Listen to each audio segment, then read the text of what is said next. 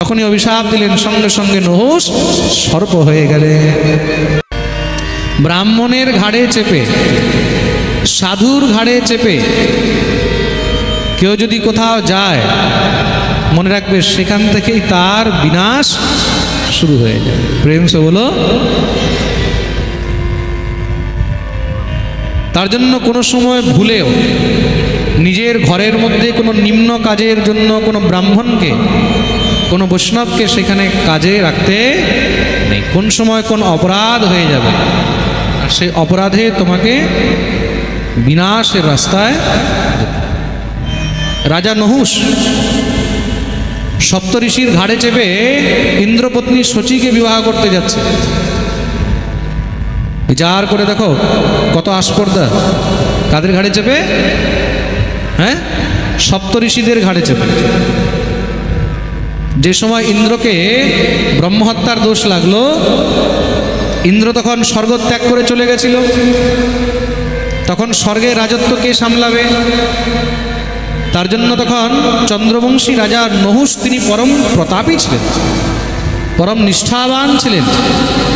সেই নহুষকে দেবতাগণ ব্রহ্মার আদেশ মেনে স্বর্গের রাজা বানিয়ে দিলেন। নহুষ ইন্দ্র হয়ে গেল। খুব মন দিয়ে শুনবে, নহুষ কি হলেন? ইন্দ্র হয়ে গেলেন। এখন ইন্দ্র হয়েছেন, ইন্দ্রের পত্নী, ইন্দ্রের স্ত্রী, তার নাম হলো শচী। ইন্দ্রের পত্নীর নাম কি? শচী। শচী হলেন পরম পতিব্রতা। আর দেবলোকের মধ্যে শচী থেকে সুন্দরী আর কেউ নেই। দেবলোকে এক থেকে এক সব সুন্দরী, উর্বশী, রম্ভা, মেনকা, সব এক থেকে এক সুন্দরী। আর তার মধ্যে শচীর সামনে কেউ নেই। বিচার করে দেখো, সেই শচীকে নিত্য নহুষ যখন দেখে, দেখতে দেখতে তার প্রতি নহুষের মনে আকর্ষণ হয়ে, তার প্রতি আকর্ষণ হয়ে গেল। আর আকর্ষণ হওয়াতে শচীর প্রতি বাসনা জাগ্রত হল। তার জন্য বলা হয়েছে, বিবেকবান পুরুষকে নারীর মুখের দিকেও কখনো তাকাতে,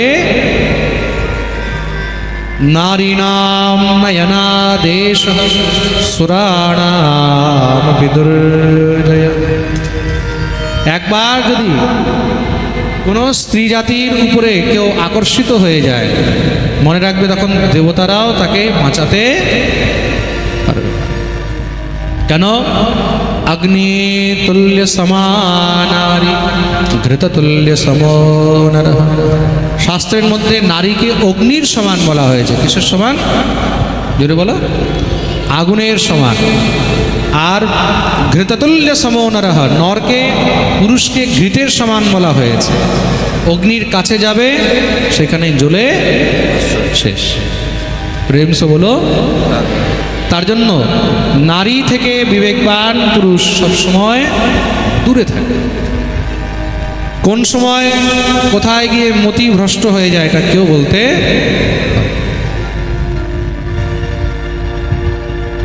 নহুষের বুদ্ধি ভ্রষ্ট হয়ে গেল।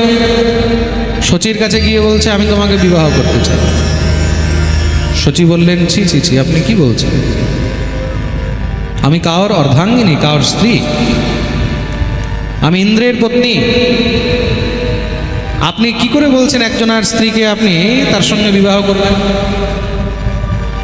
বলে, ইন্দ্র তো আর এখন নেই, ইন্দ্র আর জীবনে কোনোদিন স্বর্গে আসতেও পারবে না। দেখুন প্রতিষ্ঠা মানুষের মধ্যে কেমন অহংকার নিয়ে চলে আসে।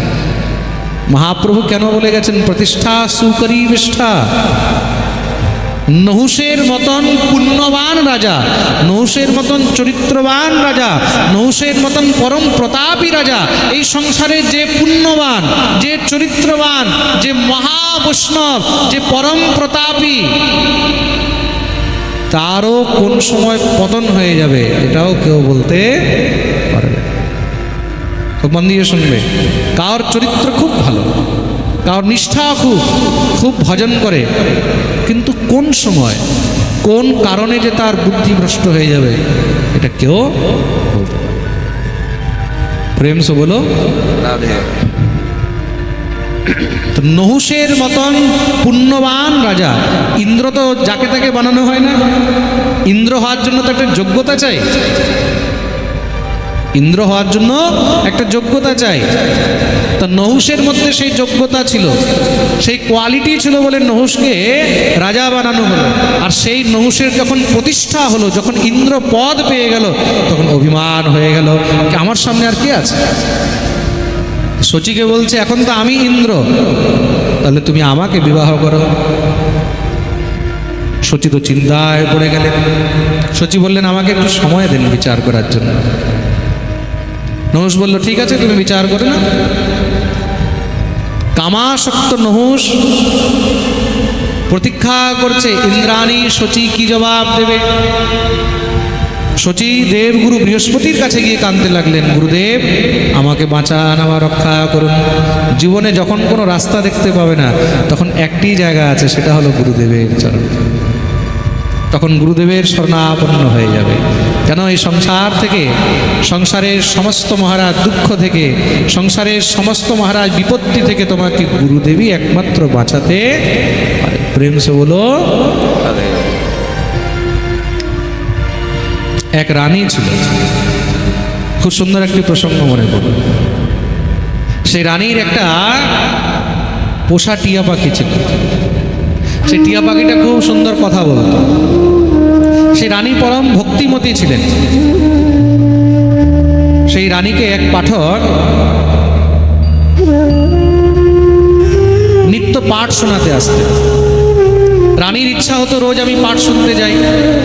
তা যেখানে সেখানে পাঠ হয়, তা রানী মাঝে মাঝে চলে যায়। তা রাজা একটু রুষ্ট হতেন, রানী হয়ে তুমি যে কোনো জায়গায় চলে যাও।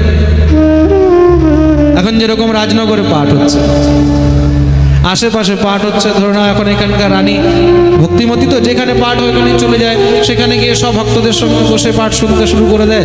তা রাজা বলল, তুমি পাঠই তো শুনবে, আমি কোনো ভালো পাঠককে নিমন্ত্রণ করছি, তিনি রোজ তোমাকে ঘরে এসে পাঠ শুনবেন। রানী বললেন, ঠিক আছে, যদি তাই হয় তাহলে হরিকথা ঘরেই শুনবে। রাজার যদি খারাপ লাগছে, তা রাজার সঙ্গে কে শত্রুতা করবে? রানী হলেও তো রাজার সঙ্গে শত্রুতা করা যাবে না। রাজার অবাধ্য হয়ে কি করেছে? পাঠকজি মহারাজ রোজ ঘরের মধ্যে আসেন, আর এসে পাঠ শোনায়। আর পাঠ শুনিয়ে পাঠের শেষে বলে হরি নাম সে বন্ধন ছুটে, কৃষ্ণ নাম সে বন্ধন ছুটে। রোজ বলে, পাঠের মধ্যে হরিনামে সব বন্ধন ছুটে যায়। আর যখনই সে বলে হরি নাম সে বন্ধন ছুটে বলে যখনই যায়, সেই টিয়া পাখিটা তখন জোরে তাকে শুনিয়ে বলে, जो बोले वो सब झूठे, যে বলে সব মিথ্যাবাদী। কেউ যদি বলে হরি নাম সে বন্ধন ছুটে, আর পাশে থেকে কেউ যদি বলে जो बोले वो सब झूठे, রোজ তো শুনতে খারাপ লাগবে, চাই টিয়া পাখি হোক। আর টিয়া পাখি তো কোনো সাধারণ হয় না, টিয়া পাখি অনেক বুদ্ধিমান হয়, বিবেকবান হয়। এখন রানীর রোজ শুনে পাঠক মশাইয়ের মনে খুব চিন্তা হয়ে গেল।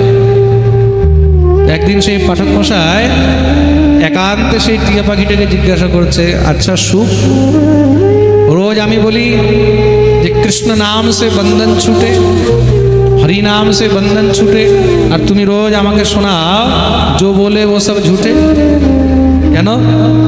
বলে, মহারাজ আমিও খুব কৃষ্ণ ভক্ত ছিলাম, আমিও খুব হরিভক্ত ছিলাম। এরকম এক আশ্রমে রোজ পাঠ হতো, কৃষ্ণ নাম হতো, হরিনাম হতো, আমিও চুপচাপ ওইখানে গিয়ে বসে কৃষ্ণ নাম শুনতাম। রোজ বসে বসে কৃষ্ণ নাম শুনি। একদিন ওইখানে আশ্রমের মধ্যে কেউ খপ করে আমাকে ধরে খাঁচায় ঢুকিয়ে দিয়েছে। খাঁচায় ঢুকিয়ে আমাকে বাজারে বিক্রি করতে নিয়ে এসেছে, বাজারে বিক্রি করেছে। তা ওই রোজ কৃষ্ণ নাম শুনতে শুনতে আমিও কৃষ্ণ নাম বলতাম, আমার মুখ দিয়ে রাম নাম কৃষ্ণ নাম বেরোতো। তা রানী খুব ভক্তিমতী, কৃষ্ণ নাম রাম নাম হরিনাম খুব ভালোবাসে। তা একদিন রানী যখন আমাকে দেখেছে, দেখে রানী আমাকে চেয়ে নিল, আর রানী আমাকে নিজের ঘরে নিয়ে এসে রেখে দিয়েছে। তখন থেকে আমি এখানে বন্ধনে আছি। এখন তুমি বলো, আমি তো মুক্ত ছিলাম, আমি তো বন্ধনে ছিলাম না। কৃষ্ণ নাম শুনে আমি সেখানে দৌড়ে রোজ আসতাম, আর কৃষ্ণ নাম শুনে আমি আজকে বন্ধনে আছি, আজকে আমি খাঁচার মধ্যে আছি। তাহলে আমি তোমার কথা কি করে বিশ্বাস করব যে কৃষ্ণ নাম সে বন্ধন ছুটে, হরি নাম সে বন্ধন ছুটে? তার জন্য আমি বলছি, जो बोले सब झूठे। কৃষ্ণ নাম শুনতে গিয়ে আজকে আমি খাঁচার মধ্যে ঢুকে আছি। কিন্তু আমার গুরুদেব তো আমাকে এটাই সবসময় শিখিয়েছে যে কৃষ্ণ নামে বন্ধন মুক্ত হয়। বলে তোমার গুরুদেবকে গিয়ে বলে দিও, যাও। যে এক শুকপক্ষী বলেছে যে এইভাবে সে বন্ধনে ঢুকে গেছে কৃষ্ণ নাম। পাঠক মশাই গিয়ে নিজের গুরুদেবের কাছে সব বৃত্তান্ত বললেন। গুরুদেবকে যখন বৃত্তান্ত বলেছেন তখন গুরুদেব বললেন, আচ্ছা ঠিক আছে, আমি যাব। গুরুদেব আজকে নিজে উপস্থিত হয়েছেন। রানী তো খুব খুশি, রানীমা স্বয়ং পাঠক মশাইয়ের গুরুদেব আসছেন, খুব সুন্দর আসন টাসন দিয়ে বসিয়েছেন, খুব সুন্দর সৎসঙ্গ হলো। সৎসঙ্গ করার পরে যখন গুরুদেব যাচ্ছেন, গুরুদেব যাওয়ার সময় টিয়া পাখিটার কাছে দাঁড়িয়েছেন। শুক, গুরুদেব প্রণাম। খুব মন দিয়ে শুনে। বলে কি মুক্ত হতে চাও? বলে হ্যাঁ গুরুদেব। বলে কালকে একটা কাজ করবে, যখন এই আমার শিষ্য পাঠ করে যাবে, যাওয়ার সময় কোনো উত্তর দেবে না, চুপচাপ একদম নিঃশ্বাস ছেড়ে দিয়ে পড়ে যাবে। যখন তুমি নিঃশ্বাস ছেড়ে দিয়ে পড়ে যাবে, রানী চিন্তিত হয়ে যাবে, মরে গেল নাকি। তখন তোমাকে খাঁচা থেকে বের করবে। খাঁচা থেকে বের করে যখনই বাইরে রাখবে, সঙ্গে সঙ্গে তুমি পালিয়ে। গুরুদেব কানে মন্ত্র দিয়ে চলে গেলেন। গুরুদেব তো কানে মন্ত্র দিয়ে চলে গেছে, কাউকে কিচ্ছু বলেনি, নিজের শিষ্যকেও কিছু বলেনি। পরের দিন আবার শিষ্য যখন সে এসে পাঠ শোনাচ্ছে, পাঠ শুনিয়ে আজকে যখন আবার বলল কৃষ্ণ নাম সে বন্ধন ছুটে, টিয়া পাখি কিচ্ছু বলেনি। শুনে তো রানীও একদম চমকে গেছে, আজকে টিয়া কিছু বললো না, কি ব্যাপার? সেই পাঠকও চমকে গেছে, আজকে টিয়া কিছু বললো না, কি ব্যাপার? সঙ্গে সঙ্গে যখনই কাছে গিয়ে দেখছে খাঁচার মধ্যে টিয়া পাখি একদম পড়ে রয়েছে, ভাবলো বোধহয় মরে গেছে নাকি। বলে যখনই খাঁচা থেকে বাইরে বের করে রেখেছে, রাখতে সঙ্গে সঙ্গে টিয়া পাখি উড়ে গেছে। আর উড়তে উড়তে বলেছে, সদ্গুরু মিলে তো বন্ধন ছুটে, সদ্গুরু মিলে তো বন্ধন ছুটে, সদ্গুরু মিলে তো। জীবনে শুধু কৃষ্ণ নাম নিলে মুক্তি হবে না, যতক্ষণ পর্যন্ত গুরু কৃপা হবে না ততক্ষণ পর্যন্ত জীবের মুক্তি কখনোই সম্ভব না। তার জন্য গুরুর আশ্রয় নিতে হবে, গুরু চরণ ধরতে হবে। তোমাকে সংসার থেকে যদি কেউ পার করতে পারে, এই ভব বন্ধন থেকে যদি কেউ মুক্ত করতে পারে, তিনি হলেন একমাত্র শ্রী গুরুদেব। বলিয়ে সদ্গুরুদেব ভগবান। আজকে গিয়ে সেই শিষ্য, সেই পাঠক বুঝতে পারলো যে কালকে গুরুদেব কানে কি মন্ত্র দিয়ে গেছে। গুরুদেব যতক্ষণ পর্যন্ত কানে মন্ত্র দেবে না, গুরুদেব যতক্ষণ পর্যন্ত কৃপা করবে না, ততক্ষণ পর্যন্ত জীবের উদ্ধার সম্ভব নয়। তার জন্য জীবনে একজন সদ্গুরুর অনেক প্রয়োজন রয়েছে। যারা বলে গুরু দিয়ে কি হয়, তাদেরকে এই প্রসঙ্গ ভালো করে শুনতে হবে। এই সংসার থেকে তোমাকে একমাত্র গুরুই বাঁচাতে পারে।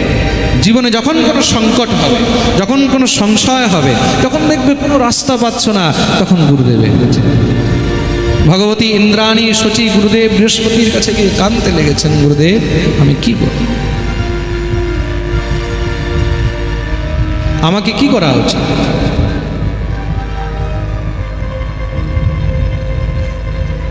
গুরুদেব তখন তাকে উপদেশ করলেন, একটি কাজ করো ইন্দ্রাণী, তুমি তো স্ত্রী, নহুস তো সামর্থ্যবান, এখন সে ইন্দ্র, তার সামনে তো তোমার চলবে না।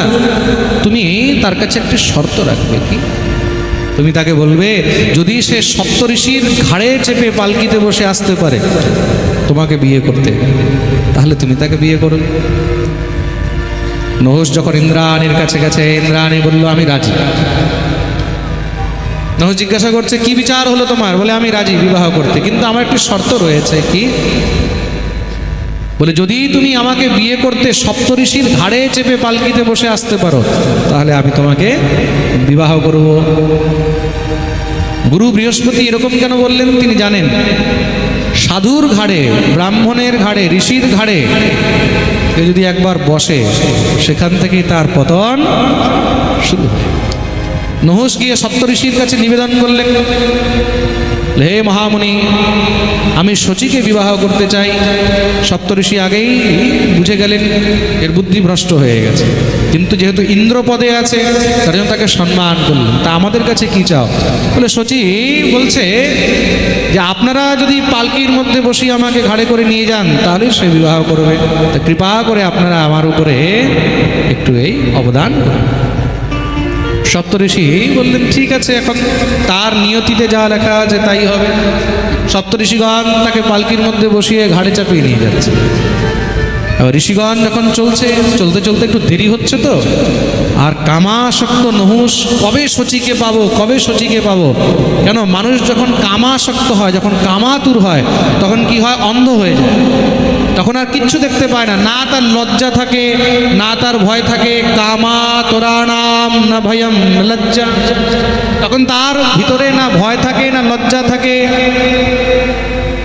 সপ্তঋষিদেরকে তখন ক্রুদ্ধ হয়ে বলছে আর একটু জোরে জোরে চলো। সর্প সর্প সর্প, সর্প শব্দের অর্থ হয় শীঘ্র শীঘ্র। যখনই সর্প সর্প বলা আরম্ভ করেছেন ঋষিগণ কুপিত হয়ে গেলেন। ধূর্ত দুরাচারী, সাধুদের মাথায় উঠে বসে যাচ্ছিস আর উপর থেকে সর্প সর্প করছিস, যা তুই সর্প হয়ে যাবি, তোর পতন হয়ে যাবে। যখনই অভিশাপ দিলেন সঙ্গে সঙ্গে নহুষ সর্প হয়ে গেলে।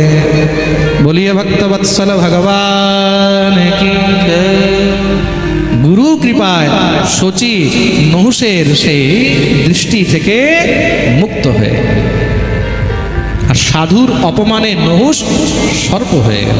প্রেম সে বলো। তার জন্য জীবনে গুরু কৃপায় কি না সম্ভব, গুরুর আশ্রয় নিয়ে। গুরুদেব যদি আমার জন্য কিছু বলেছেন নিশ্চয়ই সেটা আমার জন্য ভালোর কোনো উত্তম কোনো বিশেষ কারণেই এটা বলেছে। প্রেম সে বলো রাধে।